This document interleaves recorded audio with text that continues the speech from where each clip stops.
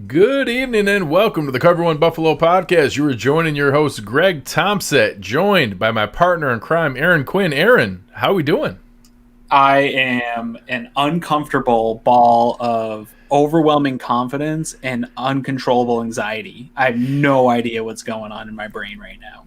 Yeah, I was on with some people many of you know on a crazy podcast palooza on the Trainwreck Network last night, and I my exact comment was, I'm uncomfortable with how comfortable I am. This is a weird feeling. I don't like it. I'm not supposed to be this confident. It feels wrong. Yeah, but it's comfortable, but then every time I'm watching it and looking at these numbers and stuff, I'm uncomfortable that I am even confident at all. I don't know what's going on with me. Yeah. So I'm this is going to be more of a cathartic experience to talk this out with you tonight. So tonight's show is brought to you by our friends at Uncle Jumbo's, our presenting sponsor. We'll get into our friends over at West Her later on in the show. But tonight, in order to talk about our playoff opponent, the Bills will be going up against the Indianapolis Colts, the number 7 seed in the AFC playoffs, this Saturday at 1:05 p.m. Our friend that you may have seen some of his draft work over at Cover One at Blue Stampede, Zach Hicks. Zach, how we doing? Pretty good. Like you guys said, I'm actually not too nervous about this, but it's kind of being the underdog. Yeah. You kind of don't feel ever house money. Nervous. No, run with that for a second. What's it been like in what your expectations were this season, and now where the Colts are at? Oh, yeah. No, I feel pretty good so far about where the Colts are at. If you told me before the season that the Colts had finished 11-5, I think we'd be celebrating a division title. I mean, especially, with the 7 teams making the playoffs and stuff, I figured, definitely the Colts would be in it. There would be no drama going into the last game if you told me they were going to be 11-5. But, this past week was tough. We were all bracing for the fact that we might be 11-5 outside the playoffs. Luckily, the Bills were able to kill the Dolphins and the Colts were able to get in, but now we have to face the team that just beat up on the Dolphins in front of everybody. But going into the year, it was definitely a weird offseason because they're still kind of recovering from the Andrew Luck retirement. We just went through that disaster with Jacoby Brissett last year, and they kind of got a better Band-Aid with Phillip Rivers, and Rivers for the most part was pretty good all year for the Colts. Got up into the playoffs, and outside of a couple of rough performances by the team and also by him, the Colts were able to get this ship right, and they got to 11-5. So I feel like I can speak for most of Colts Nation by saying we feel pretty good, even though we're the 7 seed at 11-5, and we're going against a really, really good team here. I feel pretty good so far about this team. Appreciate our man Dan. Thank you, man. Appreciate it. As we get into it here, and Aaron's going to dive into a piece of this. I'm torn in. We were talking pre-show where I felt like there was that moment late on Sunday afternoon where, okay, now it's kind of been decided it can't really be the Dolphins. It's not going to, the Colts weren't going to lose to the Jags. That was, put away fairly quickly. There was a moment there where they went on that 14-3 run where I was like, maybe it's a game. I don't know. Going through and being able to kind of figure out where it was. Then all of a sudden, they pulled away accordingly as you should have. And then all of a sudden, the Texans come roaring back. And when they took the lead and it's sitting there and I'm like, well, okay, do I want them to come back? And then we play the Colts, or would I rather play the Titans? And they're maybe better on offense, but way worse on defense. Yeah. And trying to figure out where that fell, it was weird for a moment there. Was the Bills aren't used to being in this position of jockeying for who we get to play in the first round. So it was a weird feeling. I wasn't used to it. Yeah, I will say from our end, just watching that, I was kind of rooting for the Texans to pull it off because a home game in the playoffs, but. I mean, the Ravens have been on fire lately too. Whoever you play in the playoffs, especially in the AFC this year, for sure. Yeah, you're gonna get a good team. Maybe in the NFC you get excited because you're playing Washington or Chicago in the first round, but man, the AFC you either have to go against a red hot Ravens team, Steelers team who's kind of figuring it out, Browns team that's looking pretty good, Titans team that has a stout offense, Bills team that's rolling up everybody. I mean, there is just it's just a loaded conference this year. So again, it was kind of just. Hoping for the home playoff game, but at the end of the day, we got this one against the Bills here. Yeah, that's where I was at too with you, that I wasn't really trying to avoid any particular team because every team's there's matchup nightmares really across the AFC. And I think a lot of Bills fans here on Twitter are sleeping on some of the matchups that the Colts present on both sides of the ball and how well-rounded this team is. And I think part of that is a lack of primetime Indianapolis Colts viewing from casual fans. Like, we have not seen a lot of, if you're watching the Bills games, you're playing the same slots for the most part as the Colts, or you're watching Red Zone and only seeing, parts of Colts games and not watching the whole thing. But this is a really well-rounded team. And I look back and think about the Titans a year ago when their defense was playing well and they had a ground game going and efficient quarterback play. That's more what I think of this Colts team here this year.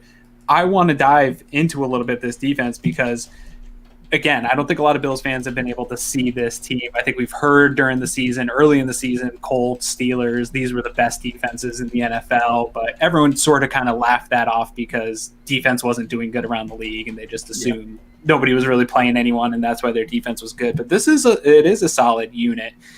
It reminds me of some of the units that we've played already this year in the Rams and the Niners, where there's not all the big names. There's a couple, right? We know everybody knows Buckner, everybody knows Houston, Xavier Rhodes, Darius Leonard.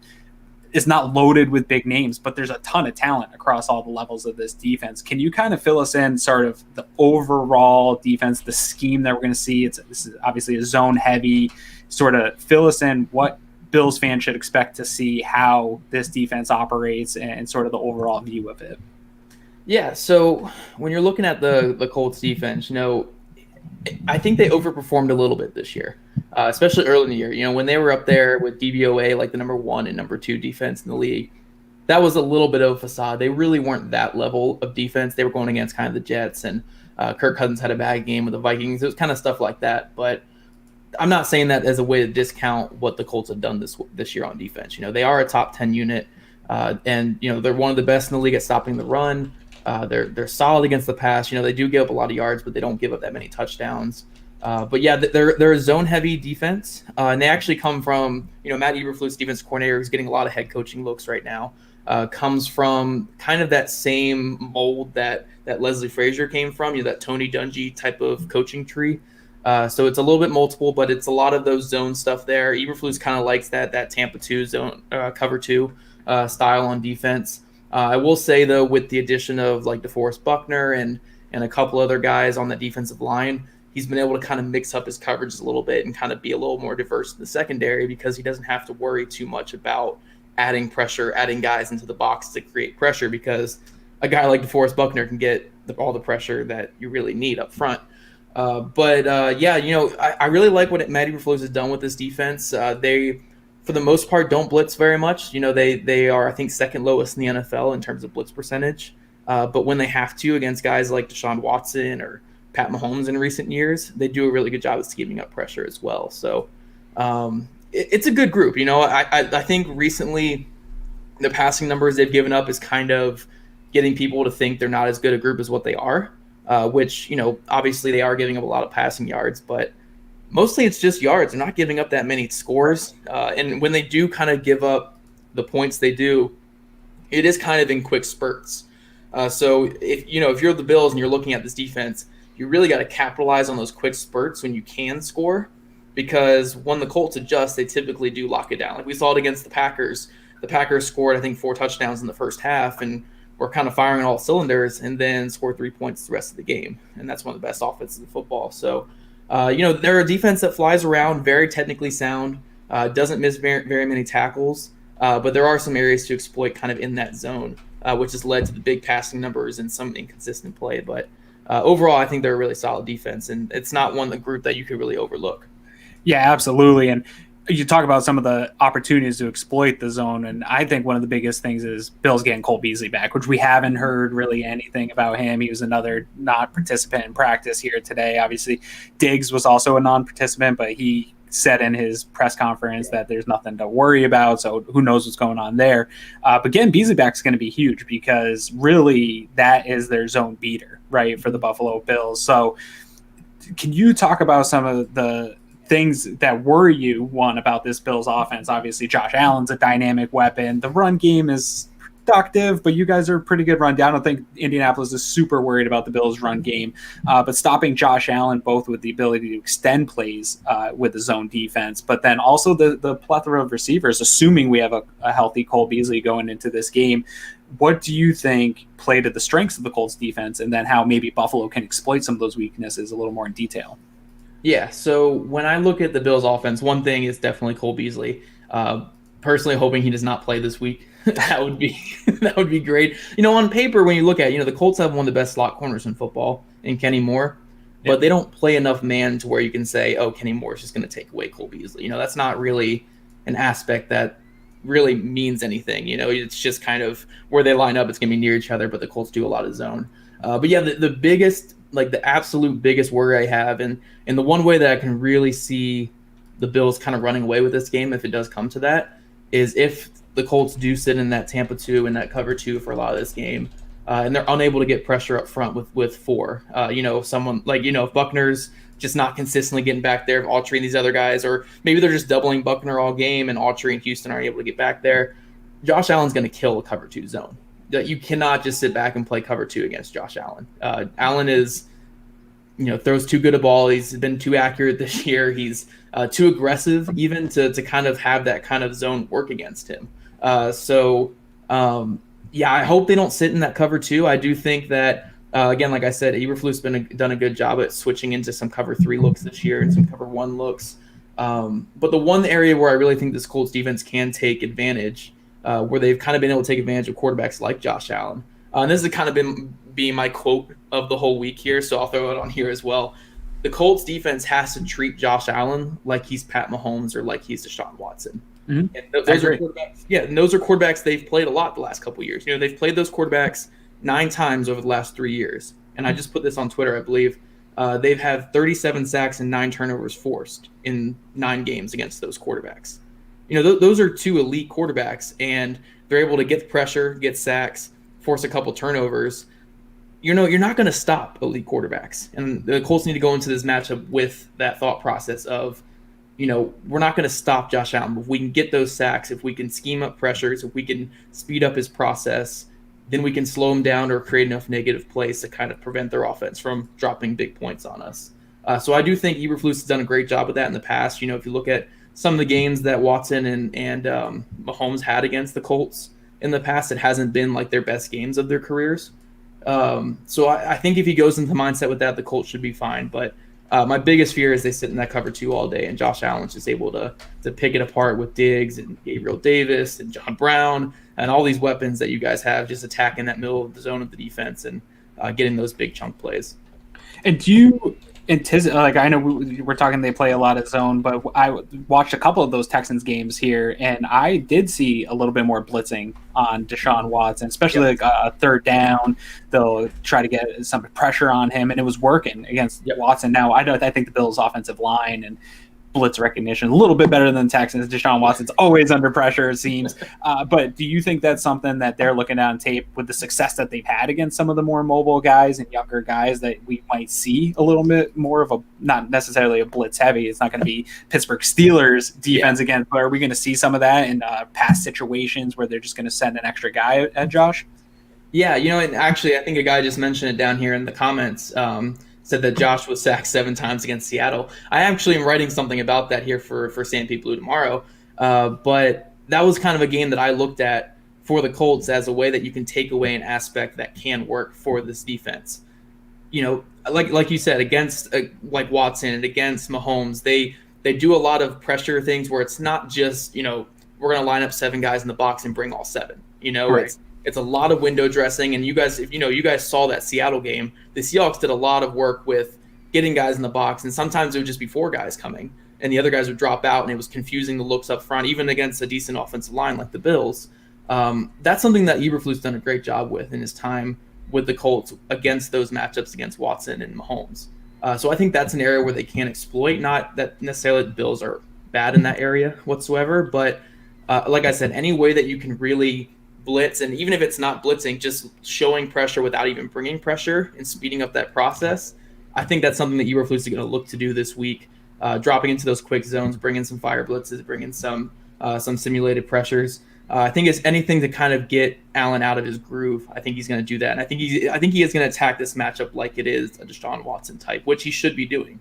Yeah, Josh Allen's that type of improv, like, you know, he's that way as an improvisational quarterback, and also that skill level right now.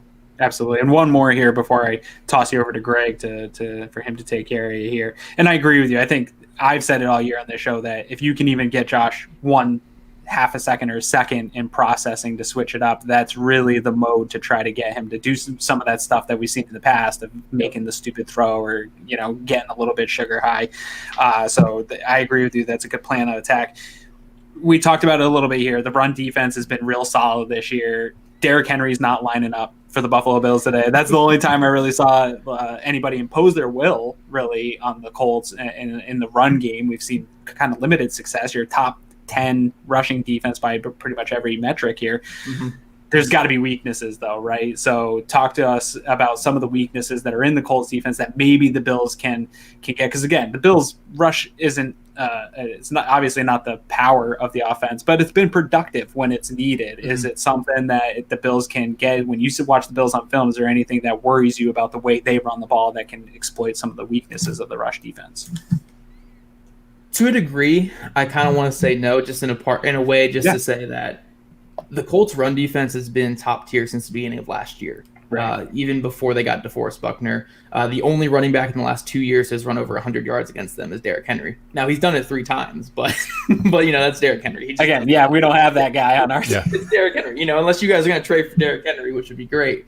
But I will say the biggest area where the Colts kind of get behind in the run game is when you can get them out of their base looks. You know, when you can get Grover Stewart off the field. You know, Grover Stewart this year is 4th among all defensive linemen in run stop percentage. He's their nose tackle, has had a great season. If you can get him off the field, you get kind of more their nickel and dime looks out there, their pass rushing groups, and you can run out of those like lighter boxes out of the shotgun. If you guys I haven't really studied too much of the Bills' run game, but if that's something they like to do when their pass game is kind of heavy, that's an area where they can get some chunk plays in the run game. But if you're trying to line up and run hard, like run heavy against the Colts' run defense, it typically doesn't work. You know, guys like DeForest Buckner and Grover Stewart are really hard to block one-on-one.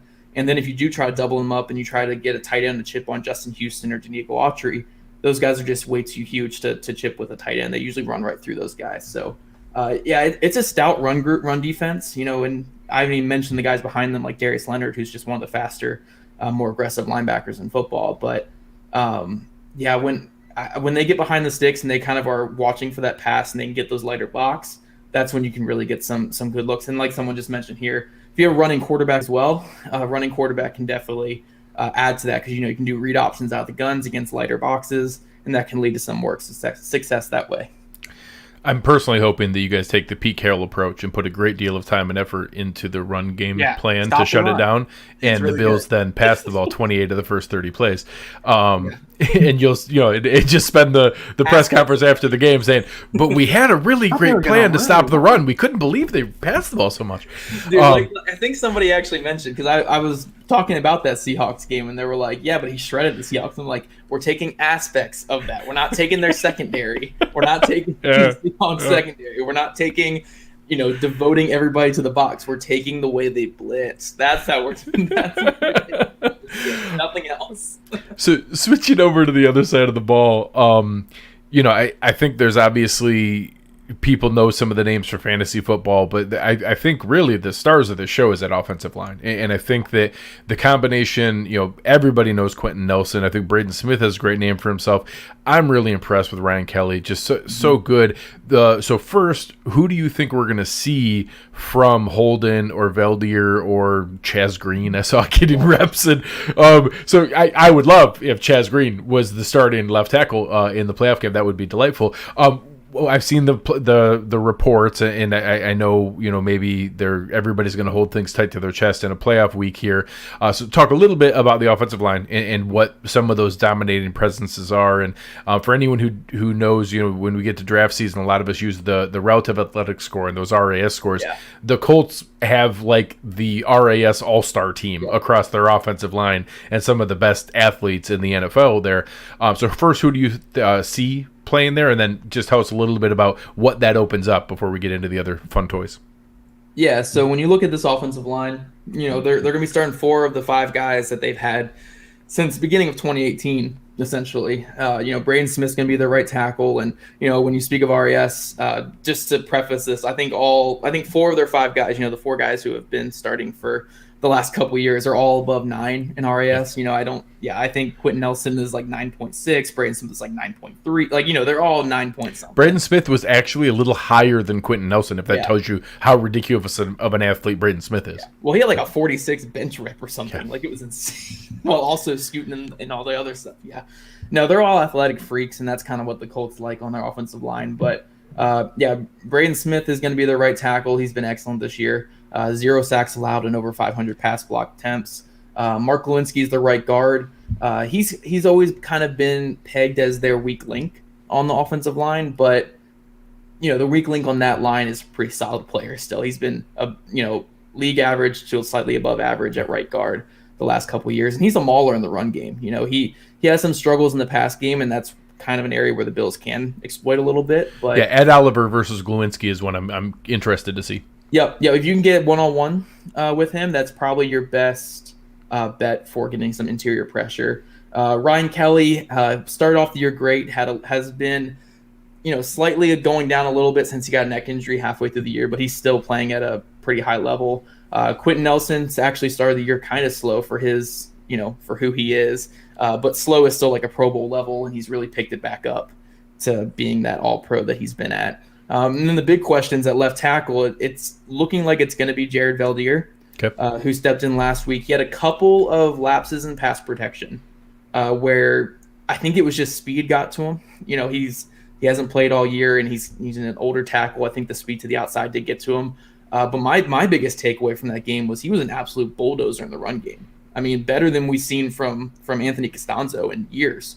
Anthony Costanzo is a great tackle. He's out for the rest of this year. But Jared Valdir was moving guys like I have never seen Costanzo move guys. So if he comes out playing like that this weekend, the Colts run game is just going to be a little bit better than what it's been all year even. And we kind of saw that with Taylor running for 250 last week. Yeah. Let's go right into that. Yeah. From a run game standpoint, Eric did a really nice breakdown of the progression for what we've seen from Taylor, and it was really infuriating to see. I didn't enjoy it at all. So talk a little bit about, I know more from a data standpoint, from a fantasy standpoint, and then digging in a little bit, seeing some of the things I heard comments about, questions for his vision, and I don't know how much of that was issues with it or sending a message with the Jordan Wilkins move at that point versus what we've seen over the second half of the season. Somebody who lives and breathes this, how much of that was needing to learn a lesson, genuine questions, or him finally just letting it click and understanding how to use the blocking in front of him? Because it's night and day. The first half and second half numbers are, alarming for Taylor. And then you throw in maybe the best change of pace in the NFL with Nyheim Hines. It's certainly that is where my major concern is. That's where, if somebody's going to build the recipe of how to do this, you talked about it with Aaron, DeForest Buckner, some playmaking guys on the second level, and then an offense that can have an offensive line and a running game that can go on 12 and 15 play drives. That's the recipe of what an upset looks like against the Bills. Talk a little bit about how Taylor has turned into this weapon he's become the last couple weeks. Yeah, it's phenomenal, honestly. And I think there are definitely some aspect, some different elements that go into that. But to start off, early in the year, Taylor did not look anything like this type of caliber of back. He looked, I don't want to say like a bust because obviously it's a rookie, but he was tiptoeing through holes. He wasn't making guy miss. I think through week 10, he had 7 missed tackles for us on the year through week 10. Like, that's awful. That's a normal Sunday for Kamara. Yeah, that's normal Sunday for Kamara, normal Sunday for Nyheim Hines when he gets the ball in space. That's for all those kind of guys. And to put in perspective, Jordan Wilkins, like you mentioned, had like twice as many in half the carries. It was crazy that he was not at least somewhat good early in the year. It was kind of interesting. And then you throw on that when he started making positive steps, there was always these setbacks. He made a positive step going into that Ravens game. Then he had that huge fumble that, I don't want to say cost them the game, but definitely set them back in that game and kind of led to that game spiraling out of control. And then you get to, his big breakout game against the Packers, and then he gets on the COVID list the next week. So every time that he looked like he was going to take that step, something kind of stepped back.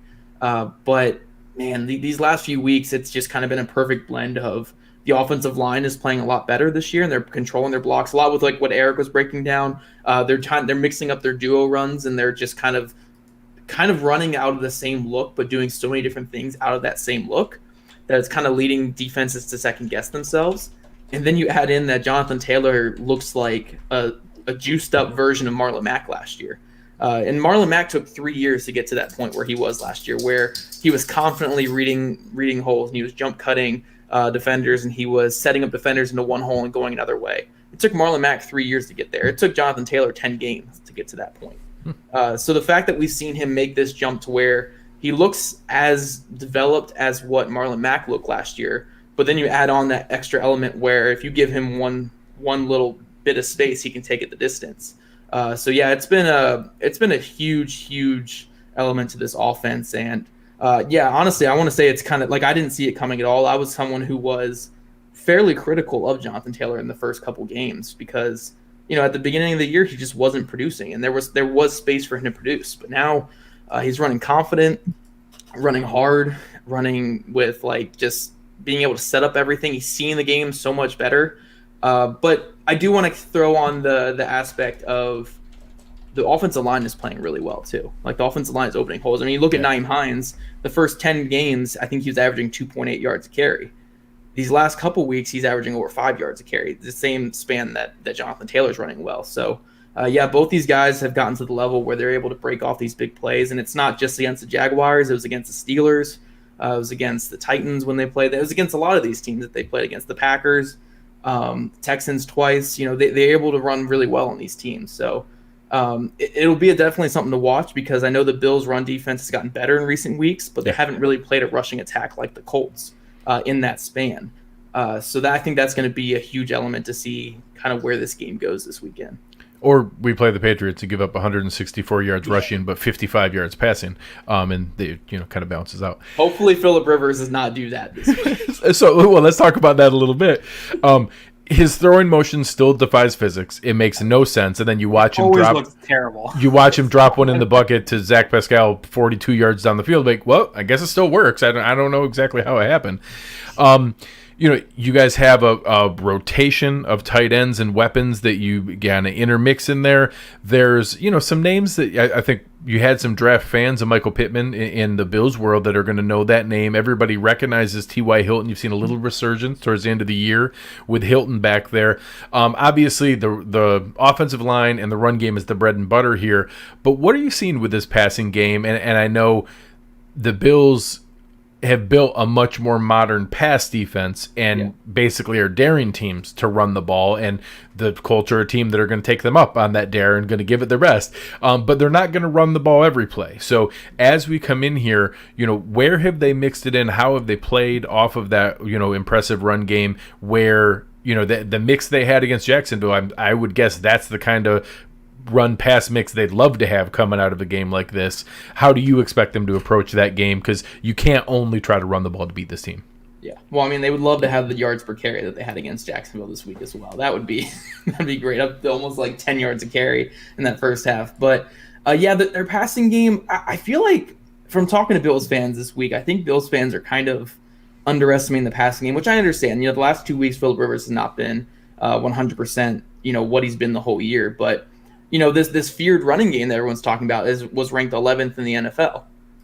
This passing game that people don't seem to be scared of was ranked 11th in the NFL. It was a good passing game this season. It wasn't always super consistent. It wasn't this extreme vertical attack offense, but it made plays when they had to. And 4,100 yards is 4,100 yards. 4,100 yards, and he didn't luck into that by throwing it all against Jacksonville. Heck, we saw it. He's not doing that against Jacksonville. He's doing that against other teams. This offense, the biggest thing with adding Phillip Rivers was it added a quarterback who can actually run this offense to not even just a high level, but just run it the way that it was meant to be run. He gets the ball out quick. He reads defenses quickly. It's really not too much of waiting for everything to develop. It's going to be, you're going to find that first read, you're going to get it out quick, get those positive yards, and stay ahead of the chains. That's kind of where this offense is bread and butter. They'll take their shots, they'll take their opportunities, but it's really not too much of a downfield offense, and that's where a guy like Phillip Rivers was a great fit. But the biggest thing too is just, like you said, they have a lot of guys that they can spread the ball out to. It's not just T.Y. Hilton. It's also Zach Pascal. It's Michael Pittman Jr., who's had 100 yards in a game this year. Mo Alley Cox, the tight end's had 100 yards in a game this year. Jack Doyle and Trey Burton at tight end. They just have a lot of guys that can spread the ball out. So, for a team like the Bills, when they have a corner like Trey White, if Trey White wants to follow someone or wants to stay on someone the whole game, the Colts will gladly throw to somebody else. They don't like. I think T.Y. Hilton said in an interview today that he expects or suspects or whatever. I don't know if he has anything on that, but Trey White might follow him in this game. And for me personally, I'm thinking that'd be great for the Colts because they can go a whole game without T.Y. Hilton being targeted and still have an effective passing game. So that's kind of the big part of the Colts offense. It's not really predicated on one guy getting the ball in the passing game all game long. They'll take their matchups and their opportunities where they get it. It's a lot of crossing routes, a lot of pick plays, a lot of quick hitters to get guys in space and get those positive yards. It's not this elite vertical passing threat like you guys have seen against the Cardinals and even the Seahawks at times when you guys played them. But it is death by 1,000 needles, just a quick game, a lot of pick plays, and a lot of run after catch. So before we get you out of here, tell the folks a little bit about Stampede Blue and where they can find you, and give us a prediction. What do you expect to see this weekend? Yeah, guys. So you can jump on Stampede Blue. It's like the Buffalo Rumblings of Colts. I know you guys have read a little bit of that over there. I think they actually posted one of my articles on there today because almost all the comments on my article were from Bills fans. So I figured, we're a very petty people. Dude, no, somebody commented, they were like, this is why I love Buffalo Rumblings. They post film stuff like this. I'm like, Stampede Blue. but you guys want to read a little bit? I feel like I'm trying to be as fair as I can, obviously, to the Bills in these articles, while also trying to find some way that the Colts can win this game. So I'm probably sounding way too optimistic in all the articles. But, go check out Stampede Blue. I feel like I'm doing a decent job with some Bills stuff over there. Also, on Twitter with Cover One stuff, we're doing some prospect stuff. Hopefully my team isn't looking at prospect stuff for a couple weeks, but if my team is, then I hope you guys aren't for a couple weeks. Whoever wins this game is the team I'm rooting for to win the Super Bowl. So that's what I'll say. I can respect it. it. Yeah, no, I love the Bills. I love what they're doing. I love Leslie Frazier. I love Brian Dabble. Just really, really fun team. Prediction wise, I want to be confident in the Colts. And I think there is a formula they can win this game, but I'd probably say Bill something like 31-24 or something like that. I think it's a game where the Bills will, their offense is just eventually going to have too many big plays or too many yards in the passing game where the Colts really can't stay with it. But I will say, for Colts fans watching or anything like that, there is definitely a formula that the Colts can get to win this game. But the Bills are definitely, I think, the better team and definitely have the better X factors when it comes to Josh Allen and Stephon Diggs. No, that's wonderful, and we'd like for you to say that again. It's we appreciate you coming on, and honestly, anybody who hasn't seen Zach's film work, he does some of the best work out there. Really, really good, fantastic in draft time. So for Bills fans, definitely a great follow. Make sure you're checking him out, Zach Hicks 2 on Twitter. Make sure you check him out, and looking forward to a good game on Saturday. I think that it's going to be something fun. Yeah, definitely. Thanks, guys. Right. Appreciate it, man. So. Having somebody like Zach on, he knows his stuff. He knows the league well. He knows these teams well. And even having somebody that, he's similar to us, where he's an analyst, but he's a fan. Like, he loves that team. He's not just, completely objective and even-handed. And even him to say it in that manner, it's just where my head's at. It's been so tough to look through, and it's not like the games against the Broncos or the Patriots where I literally couldn't find a path where we weren't going to win that game. There's a path here. The Colts run game, DeForest Buckner, those two combined, you have a potential game wrecker up front, and then a running offense that's good enough to keep the ball out of Josh Allen's hands. There's a recipe there that can make this work. I just don't think it's the most likely outcome. I think there's multiple recipes that this works. Watching this team the last 3 days really crunching, I could just continue to think, man, Bills Mafia is confident, and rightfully so. The way this team ran the last 10 games, especially the last 3 games, we should have a ton of confidence. None of that matters anymore right now. This is a new season. This is an 11-win team that they're going up against. If this was in the regular season, this is probably one of the better teams they would play this year next to Kansas City and Tennessee. And we saw those games were challenges for the Bills to play well-rounded teams with ability at all levels and really evenly matched. I'm looking at the stats right here that I take down for every single week. Across DVOA, Bills lead in 6 categories, but Colts are right there in every category. This isn't like there's any real deep, big mismatch that favors the Bills in some dramatic fashion. Even their passing game, like he was saying, sneaky. I think we all just look at Phillip Rivers and it looks ugly, and he does throw some ducks sometimes. His arm is towards the end of his, the lifespan of a quarterback. But you don't, like you said, you don't accidentally have the type of season that he had. Like, there's still pinpoint accuracy at times. I'm super worried about my boy Levi with Michael Pittman. Yeah. Pittman's exactly the kind of guy that's going to give a Levi Wallace or Josh Norman some trouble. And I know fans will be in the mentions calling for Dane Jackson. That's not going to happen. There's a reason Dane Jackson was in the Miami game so much. It's because they didn't want to push Levi and Josh Norman too much, with Trey out. So there's a number of things that concern me about this team. But I agree with you. I think the most likely thing is the outcome is the Bills winning. I think, we were talking earlier, if it was a 5-game series, I think there's no way the Bills don't win they would totally win a 5-game series, but that's the problem with the NFL is it's not. It takes is, a really good day in the run game and keeping Josh Allen off the field and, Allen, fans in the stadium and maybe he's too hyped and an early turnover like we saw against the Titans just takes that game in a totally different direction. And all these are very possible outcomes. And this team is well balanced enough where any of those kind of mistakes can really be the difference, and you don't want to get behind the ball. And it's going to be interesting. I think one of the pieces we could see there is our player spotlight tonight. So our friends over at Uncle Jumbo's, appreciate them very much. Make sure you're checking them out at UncleJumbosDistillery.com. And I asked Zach a little bit about it. I think one of the keys to slowing down that run game and getting into Phillip Rivers' face is getting Ed Oliver on Mark Glowinski as much as possible. I think he can also handle Ryan Kelly. Obviously, I don't think anyone's going to get the better of Quentin Nelson, but we'll see where those matchups go. He's the best guard in football for a reason. But I do think the one spot is depending on who's playing the left tackle, Jerry Hughes against a backup left tackle and Ed Oliver there against Mark Glowinski. I think we need to see that big Ed Oliver game, and maybe this is that coming out party. Yeah, and we talk about a lot about the trenches mattering the most, and it matters the most in the playoffs in a big way. And I do think the Colts on the offensive side of the ball have the advantage in the trenches, and that is something that scares me. This has got to be a game. We don't need Ed Oliver to make splash plays. What we need from Ed Oliver is when they go to double team him, standing that ground and not blowing a big hole out of nowhere. And so far he's been able to do that, and he's not that one tech that everybody knows we need, but he's taken on that role and played bigger than his size a number of times.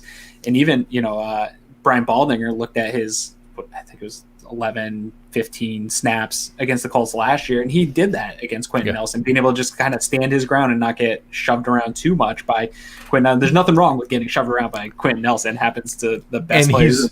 I'll guarantee you he's going to get a highlight block during the game. He's going to maul somebody here and there. It's that you can't let him do it every snap. Yes, and you need to try to keep Matt Milano and Tremaine Edmonds as clean as possible to get good looks at Taylor in this game, and that's where I'm looking at the defensive line. Is I don't need them to make the splash plays. I'd like them to get the pressures. I think they'll be able to generate some pressures, but I'm really looking for them to keep the linebackers clean and allow those guys to play because they're still a little over aggressive and they'll miss. But I don't want them to just get locked on blocks when this offensive line gets into the secondary. So that's really where I need Ed Oliver, is to be a guy that disrupts just enough to allow Tremaine Edmonds and Matt Milano to play clean, free, aggressive, because I think that's where you're going to generate the pressures on Phillip Rivers. I think that's where you're going to be able to really attack Taylor and try to get him stopped in the backfield, because tackling is going to be key. Bills secondary, Bills linebackers have to come up and play these run fits, or this could be a really long, annoying day of, like you said earlier, 12, 15 play, long, sustained drives. That's not a model for the Bills. The Bills need 3 and outs, get Josh Allen back out on the field. You do not want to get into a game where you score, then they take off 7 minutes off the clock. Like, we want to be back on the field as often as possible. Yeah, our worst case scenario, if I'm going to build that recipe for an upset, is those games where you look up and you're like, oh my gosh, the second quarter's over. We only had 1 possession. What happened? And that they're driving. So the Colts don't have a lot of wiggle room to be able to pull this off. They don't have a high-flying passing offense that can go shot for shot. They can't. Somebody brought it up in the chat. They ran for 253 yards against the Jags, and the Jags had the ball down 6 with about 4 minutes left in that game. Right. So just having a dominating running game isn't by itself enough to put that away. They have to control the clock. They have to score touchdowns and not field goals. They have to produce multiple turnovers. But if they do, and when you have guys at each level, people don't know Kaiir Willis's name. He's a really, really good safety. Yeah, he's on the film everywhere. Yeah, Kenny Moore is an exciting nickel weapon that they roll around there. Darius Leonard might be the best linebacker in the NFL, and DeForest Buckner is a game wrecker at defensive tackle. If one of those guys has one of those, takeover games, and then the offense can go on 15-play drives for 8-9 minute drives for touchdowns, and all of a sudden we look up like, hey, we scored, but they're up 14-7 because we only had the ball once and we're halfway through the second quarter. That's the kind of thing that's going to get them into that position. And then if they steal a possession, again, they have to convert it into a touchdown, but they have the recipe to do this. So we'll see where those matchups go. Flipping over to our friends over at West Her. If you find a vehicle that you like and you're looking for, 23 dealerships in the Western New York area, the largest dealership group in New York State. You find that dream car and you're ready to get down to brass tacks. It's time to talk numbers. Aaron, what kind of number do you expect to see in this game this week? Put me on the spot for a score, huh? I see how it is. So we talked a lot about this run game and that being the biggest fear. I think the way the Bills sort of eliminate that is to do what they've been able to do this year, which is put up points early. I think if you can jump out to a 14-point, 3-possession lead, that really takes that away. And I think the Colts will still probably lean into it more than other teams. Like, they could be down 3 possessions in the third quarter and they still have to generate something in the run game because that's how their offense gets. Like San Francisco, like that game. Exactly. And there's a way to come back in that, but that's not the way. You don't want to start getting into 7-minute drives when you're down 3 possessions into the second half. So I think the Bills have to come out hot if they're going to win this game and really take away that option for them to lean into the run and keep Josh Allen off the field. I think it's doable. My biggest concern is that I don't know that 6,000 fans is enough to really create a ton of energy, but that it's enough to make Josh just too hyped. I think there's a scenario where Josh is just too much hype. But even if that happens, I do think I agree, with some of what Zach said, where there's going to be a quarter where the Colts just don't quite have it and the Bills are able to quickly put up 3 scores, whether it's 2 touchdowns and a field goal. Like, they can just do that really quickly. I think there's opportunity for a defensive touchdown in this game. I think Phillip Rivers is going to put the ball in harm's way a number of times, and he does it every game, and they don't always end up picked, but he puts a ball out there where somebody can make a play on it. I think the Bills get some turnovers. I've got it. It's 28-22 game. I think the Colts probably score late and make it a little bit closer, but I think the Bills defense pretty much keeps them to field goals early on and gets a decent lead, gets away with it, and then maybe they score a late touchdown to kind of get that game a little bit closer. But I think the spread's probably fair, and I think the Bills should be able to win this game. I think more times than not the Bills win this game, but this has the writings of possible upset, 11-win team, all the things we've talked about here tonight. If there's going to be a big upset in the NFL this weekend, this one's prime made for it to happen. Well, people talk about it all the time. The most powerful force in football is nobody believes in us. If you look anywhere and find somebody picking the Colts, you come show me, because I haven't seen it yet. They're all buying into it too. Oh yeah, all their press conferences, they are loving this underdog role. Oh yeah. If you find one person picking the Colts, you come show me, because I haven't seen it yet. No. Now, the reason for that is the Bills are the better team. The Bills are supposed to win this game. I think the Bills are going to win this game. Lots of people in the chat here. I think if the Bills jump out early to your lead, if the Bills get an early 17-3 lead or something like that, this could be 41-10. The Colts are not made to come back. If the Bills jump out to an early lead, if the Bills are up 14-0 at the end of the first quarter, this could be really ugly. Now, the alternative is if the Colts are up 14-0 at the end of the first quarter, I still feel pretty good we can win that game. The Bills can come back and score in bunches very quickly. Sure. It won't be a blowout. They might not cover. It might take them the rest of the game to catch up, because they're going to completely take the air out of the ball and try to run the crap out of it. And that might be – so the 28-22 would be a score I could see that maybe the Bills are losing early. And sure. and maybe that's the Bills coming back from 22-21 and win the game-winning touchdown to go up there. I have it at 34-24. I think that they're going to be up, a little bit early and slowly pull away. I do think I see some similarities to that 49ers game, a really run-heavy team with a good defense, but eventually the number of weapons are just too much, and they just can't keep up, and they're eventually going to make enough plays. With such a zone-heavy defense, I think Zach's right. They're not going to sit back in that zone all day. I'd feel a little bit better if we had Cole Beasley, and right now I'm not expecting to have Cole Beasley. We'll see where that goes, but if we have the full complement, even without him, John Brown looks 100% ready to go. You give me Stephon Diggs, John Brown, Isaiah McKenzie, Gabe Davis, they're going to be fine, and they're just not going to have the answers to that. I think we pull away. I'll go 34-24.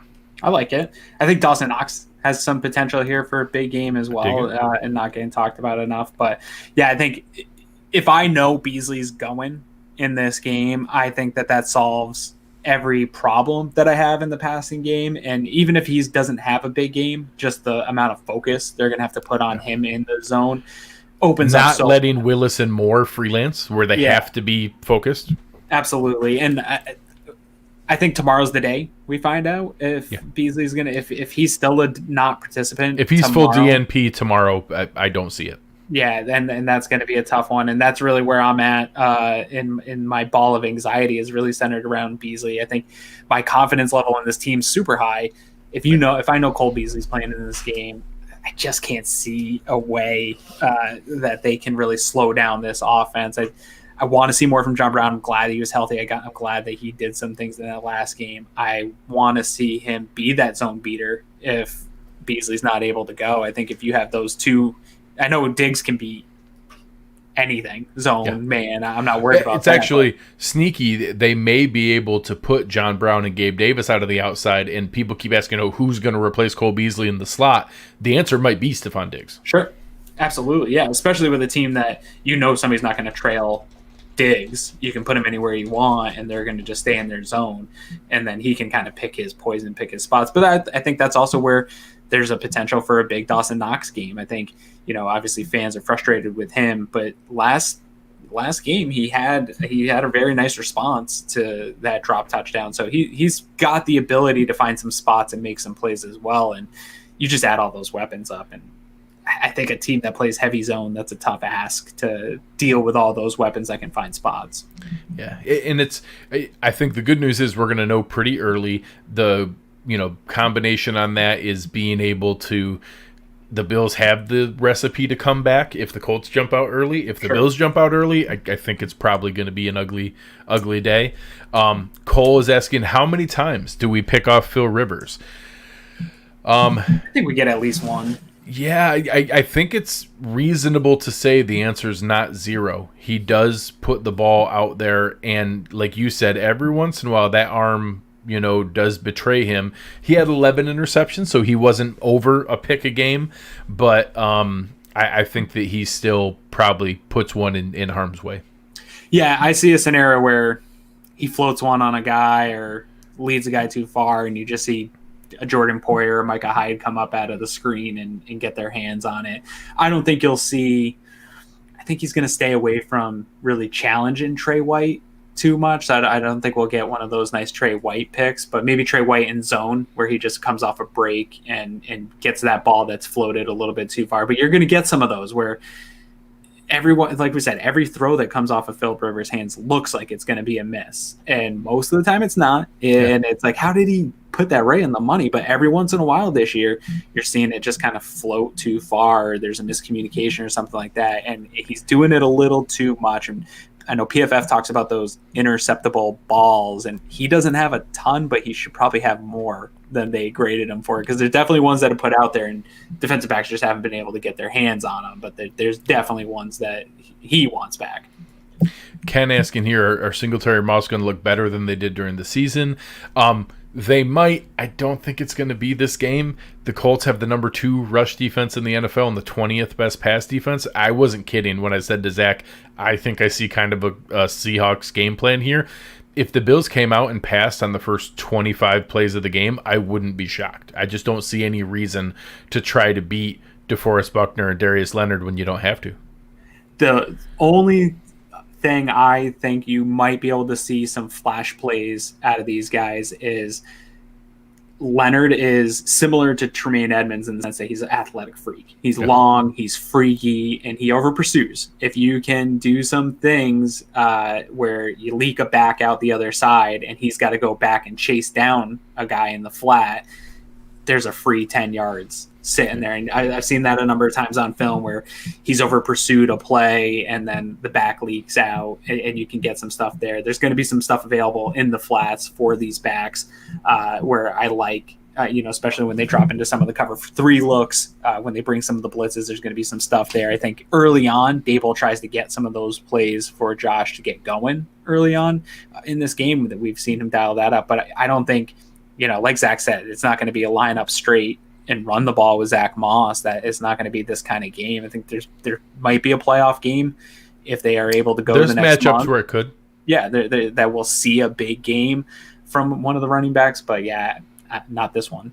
Yeah. Anybody who's not listening to The Hoof, Sterling, our man over there, doing a fantastic job along with Eric and Anthony. He wants to know, have you decided on your pregame hype song this week? Benny the Butcher, man, the new Mafia mix. I'm telling you, if the Bills do not play that right before running the team out on the field on the Jumbotron, that video, it's a huge miss by the Bills organization. That needs to be the new thing. I'm actually proposing eliminating the shout song and just taking the hey hey section of this song. That was pretty cool. Getting rid of the old corny shout song. I like it. I do it at the stadium too. It's fun. Needs an update. Stop doing it on field goals. Just on touchdowns with the new updated version, and we're balling. We're all the way to the Super Bowl.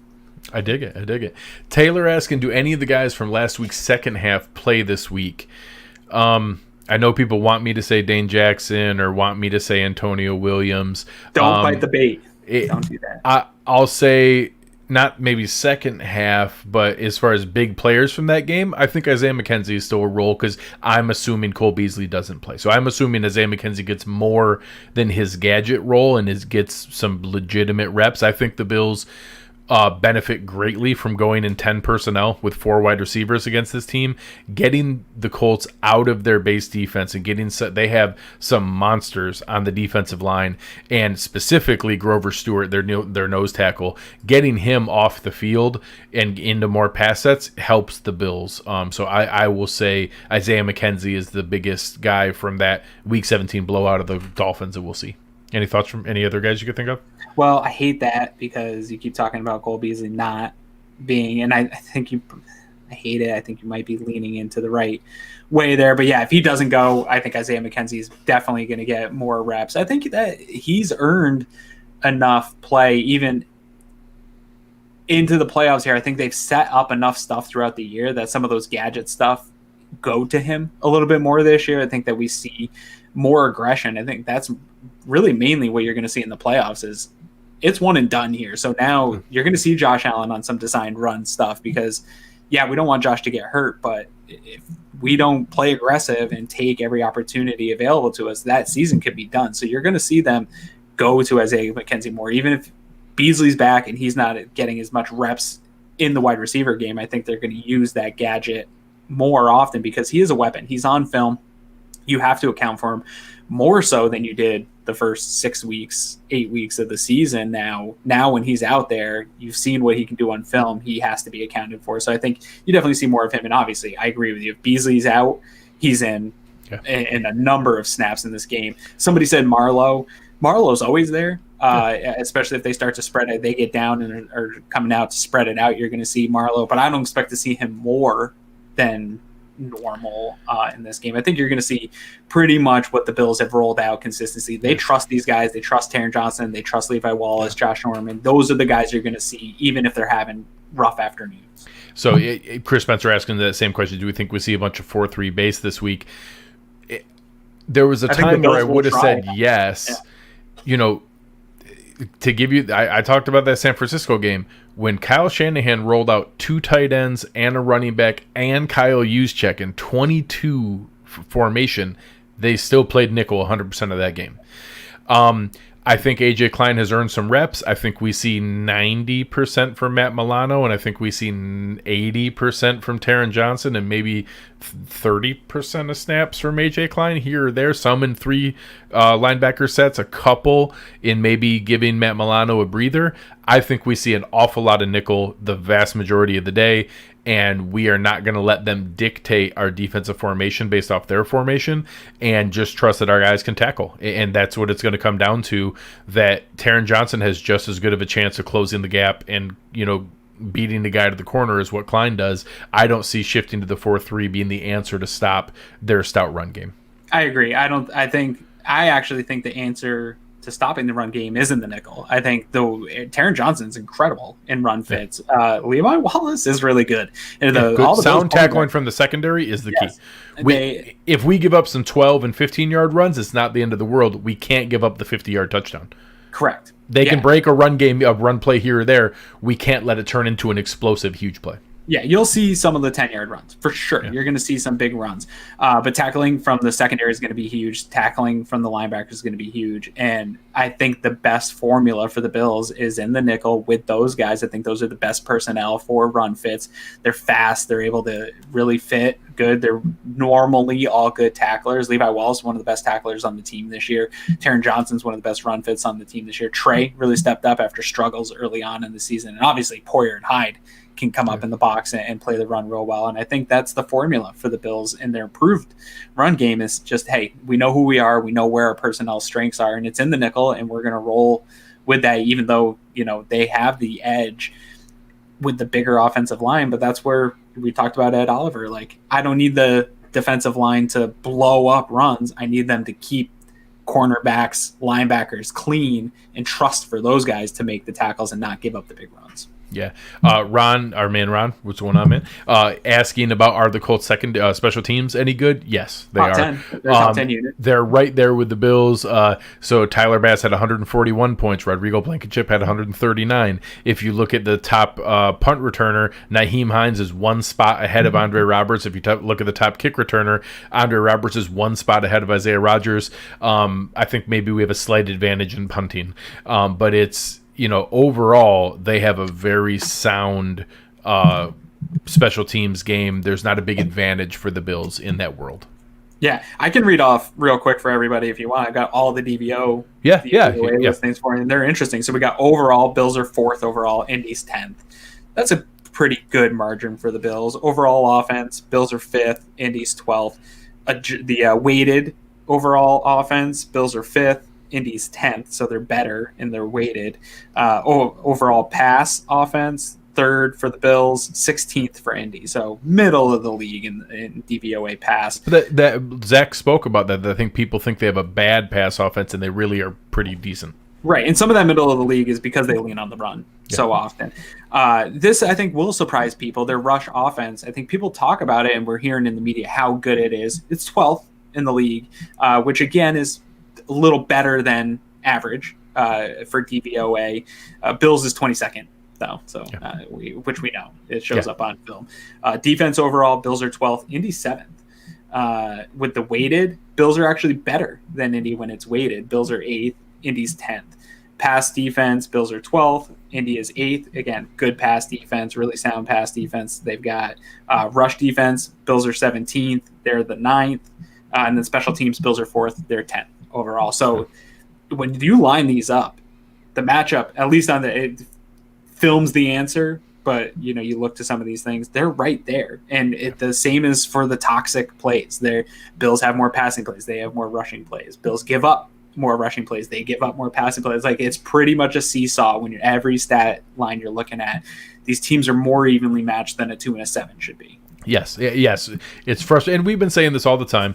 There's no easy path in the AFC. Every team that makes playoffs in the AFC is good. It's going to be a Cleveland gauntlet. might be an easy path now. Correct. We didn't know that they were going to be decimated via COVID at that point, but we'll see where that goes. It does give even more reason that if the Bills get through here, you're talking a home game against the Colts. I would bet an awful lot that Pittsburgh beats Cleveland now with how shorthanded they are, that it's going to be a home game against the Steelers, and then the Chiefs are going to play the winner of the Titans and the Ravens.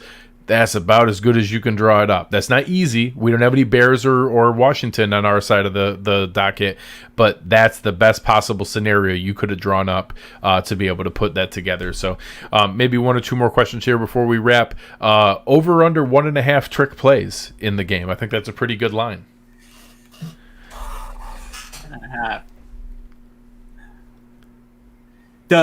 What counts as a trick play? Are we talking some of the gadget stuff? Not the bump pass. It would have to be more than the jet sweep kind of thing. Something I'll say trick play, meaning something we haven't really seen to this point. Okay, so like quarterback passing, like passing to the cornerback. Yeah, we haven't seen a flea flicker. Where you give the ball to the running back, they turn around and throw it back to the quarterback, and then Josh throws. I say under. I think we see one. I think there's probably a good chance of one. I think the gadget stuff will be there. I think something special with Josh Allen in the pass game or run game will be there. But one kind of tricky play that we haven't seen. Yeah, I think that's fair. All right, it'll show up in the scripted stuff. Yes, it will be it's usually in the second or third drive, late in the first quarter, and usually they'll set something up and know that they have it there. And I think we'll see one. Daboll's good for one every year, and it's something that you're not going to realize it's a trick play until like halfway through the play, because he's been setting it up and things that we'll see. So I bet it's off of jet motion. I bet it's off of one of those gold tornado tunnel screen setups, and it's going to be a trick off of that. I want to reiterate, I don't know if it'll happen in this game. I believe in the playoffs, there's going to be one of those moments where it's like third quarter or a fourth down, and they run out and they're doing the trying to get you to jump off sides like they've been doing all season long, and everybody knows they're not jumping on. They're not going to. Everyone's saying don't jump. They're not going to snap it, and then boom, Josh Allen snaps it and deep shot to Diggs. So a play like that's going to happen. They've been setting it up all year. I just feel it in my bones. I like that one. That's a great call, and it'll be sneaky because that won't look like a trick play. Because once they snap it, it'll look like a regular play, but it's going to be because they catch them off guard, not being ready for it. Yeah, and it's a situational one, so the situation has to line up just right, where the clock's running down or it's a fourth down, and nobody thinks they're going to do it. And then boom. Ooh, here's a good one from Elijah. They've been trying for that fat man touchdown all season long. Now, unfortunately, they've been trying for that fat man touchdown all season long, so defenses are kind of aware of it. If they come in a jumbo set, I don't even think people think we're going to pass. If we go in a jumbo set, I think they think we're going to try for the fat man touchdown. So we'll see where that goes, but I'd love to see it. I'd love to see. They've tried it to Ryan Bates like 3 times this season, so we'll see where that one goes. If more of those numbers run out, Mark Ryan, a member of our Slack channel, fun member, I owe him a t-shirt of his choosing from 26 shirts if Ryan Bates gets a touchdown this year. So I'm hoping that they don't, but that's a bet I will gladly pay out. Yeah, that would be a fun one to lose. That'd be a fun one to lose. All right. Any final thoughts for the people as we go into this Saturday playoff matchup? Try to get some sleep. Try not to let this anxiety. A lot of people are confident. I think a lot more people feel just like me as a Bills fan, which is just the 20 years of beatdown that we've taken emotionally and in our soul and amongst our friends from other fan bases wears on you. And as good as this team is, and they're great, this team is great, and on paper they're great, on film they're great, they're playing hot, everyone in the world's talking about us like they're great. I still have anxiety that it's all going to fall apart on me. And I know that everybody else feels that way. Just some people aren't willing to put it out on Twitter. Try to curb that anxiety. Have fun while we're here this week, because this is really cool. It's really awesome. 2021 has not gotten any better than 2020. So the Bills are still the only thing that is really cool and normal, and it feels really good. So I'm hoping that this continues. I hope that they just continue on this really kind of team of destiny run that we're on here, and that I can just keep ordering more Bills championship merchandise along the way. So much merch. I've bought things. Things have arrived in the mail. I'm like, oh yeah, I forgot about that. My wife's so mad at me. I just got the divisional or the division championship hat in the mail today, and it was just sitting on the thing. It's just like, I didn't say anything for a while. And she's like, I saw it, and I'm not talking about it with you. So some people might know the Bills Mafia babes. A couple of them have an Etsy store. I bought some ornaments, just because it seemed like the right thing to do. I now have a Josh Allen and a Cole Beasley and a Stephon Diggs ornament. Nice. They're actually really well done. But I didn't need these. I didn't need this in my life, but I needed to have it. Yeah. I'm trying to eliminate stuff, but somehow more Bills packaging. Yeah, oh yeah. No, just more and more shows up. It's unendable. All right, well, thank you guys. I appreciate it. I know many people were looking for this as a little bit of a break from everything going on in the real world right now, so hopefully that's what it was for you guys.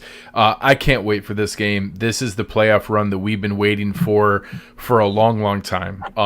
I don't know how it ends. I don't know when it's going to come to an end. I don't think that end is Saturday. I think the Bills are going to come through for you. I think you should feel confident about it. I think you should be excited about it, and we appreciate that very much. You guys have been awesome in the chat tonight. Please go and tell other people about what we have going on here. It really means a lot. Give us a rating, give us a like, give us a review on iTunes, on YouTube. Subscribe to our channel. If you're listening on Facebook, join the Facebook page or group. Tell some other friends about it. Tell some friends that you saw having a rough day on social media to come hang out with us, because it's a lot more fun. We are looking forward to this. It's going to be a lot of fun. Thank you to our sponsors over at Uncle Jumbo's and West Her. On behalf of Aaron Quinn and Greg Tompsett, you have been listening to Cover One Buffalo, and we